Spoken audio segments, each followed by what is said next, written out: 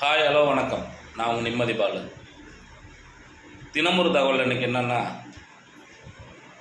நிறைய சுட்டி நம்ம குழந்தைங்கள தூங்கிய பிறகு நம்ம முத்தம் கொடுக்குறோம். அப்படி கொடுக்கக்கூடாது.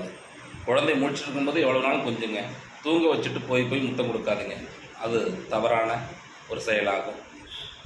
அது முத்தம் யார் கொடுப்பாங்கன்னா, அதாவது இறந்தவங்களுக்கு தான் அந்த மாதிரி போய் கட்டி பிடிச்சி அழுவாங்க.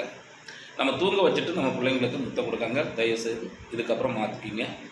இதை நான் வரும்போது ட்ரெயினில் பார்க்குறேன், அவர் தூங்க வச்சுட்டு மடியில் எல்லோரும் பார்க்கும்போது முத்தம் கொடுத்துக்கிட்டே வராரு. நான் சொல்ல முடியல.